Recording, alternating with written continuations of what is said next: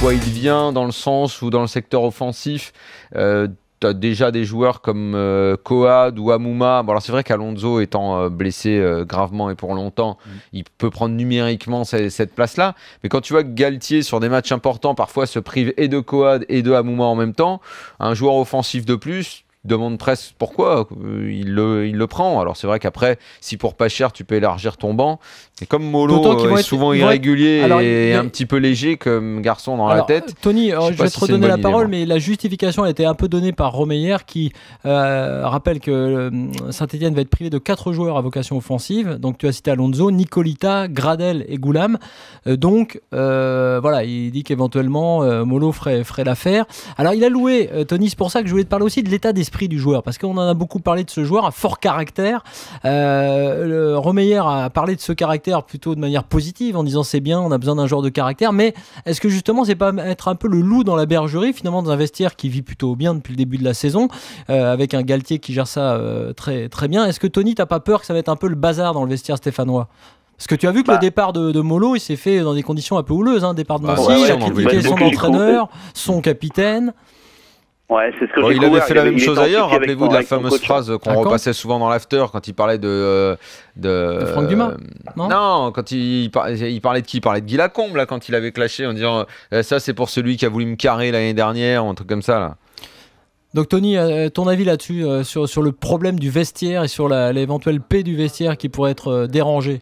Bah écoutez, moi ce que j'ai cru un petit peu, j'ai cru entendre et lire un petit peu par-ci par-là depuis qu'il a signé à Saint-Étienne, c'est qu'a priori il connaît pas mal de joueurs pour avoir évolué contre ou avec eux.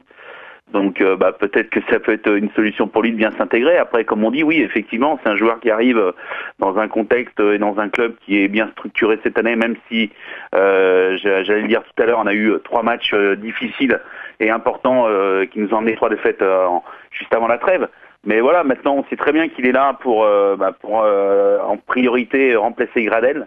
Le poste qu'il va prendre, c'est celui de Gradel. Hein. Ouais. Quand on parle d'Amouma et Coad, il est plus en arrière, on va dire, qu'Amouma il est plus sur le côté droit. Et on sait qu'il y a Brandao qui peut arriver, et c'est peut-être là où il va avoir de la peine à conserver sa place, parce qu'on sait très bien que Brandao sera important quand il va revenir, quoi.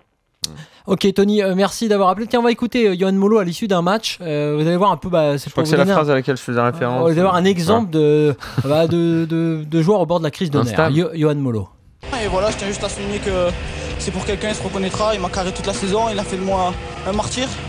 Et voilà, j'ai répondu sur le terrain et c'est aujourd'hui que je dis voilà, j'emmerde tout le monde. Et j'ai marqué mon but contre l'AS Monaco et voilà, je méritais ma place l'année dernière. Voilà, ça c'est un peu typique du joueur qui a dit pour continuer ça, en quittant Nancy, ils ont voulu me faire passer pour un tricheur, psychologiquement c'était insupportable, je me voyais pas continuer dans cette équipe, le coach a eu des mots trop durs, je faisais soi-disant la comédie quand j'avais mal au genou, que je n'étais pas un compétiteur, un égoïste, enfin toujours cette façon de se plaindre un peu du club dans lequel il vient de passer. Moi, je trouve que c'est jamais très bon signe. Mais enfin, alors en dehors de ça, sur le type de joueur, on peut pas dire que ce soit un garçon très futé, quoi. Soyons clairs, Molo, tout le monde sait dans le milieu. Parce qu'il y a pas mal de footballeurs qui sont pas forcément très futés, qui n'ont pas que des amis dans le vestiaire et qui arrivent à rebondir quelque part. Après, il y a un classement dans le pas futé.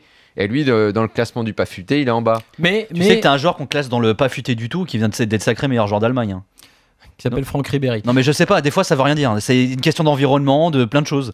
Donc 3 buts et 4 passes décisives. Tiens, pour Yohan Molo, on est avec Romain. Alors, tu veux dire qu'il faudrait qu'il soit entouré comme il est au Bayern, et je sais pas où il va trouver ça en France. Non, je te dis pas forcément. Non, tu sais, j'allais dire Fabien. Galtier, Christophe Galtier, c'est peut-être justement pas mal pour le coup. Bah si, on a loué justement. Moi, je parlais pas d'un entraîneur. Je pense qu'il faut un cadre complet. Je peux te dire vestiaire, institution. Faut que ce soit solide. Mais c'est vrai que, non, mais il y a une espèce de, on est obligé d'avoir cette espèce de fantasme de dire, voilà, c'est quand même suspect que le club qui est dernier de Ligue 1 laisse filer l'un de ses meilleurs joueurs et que tu te demandes pourquoi il le laisse filer, c'est qu'il y a bien une raison.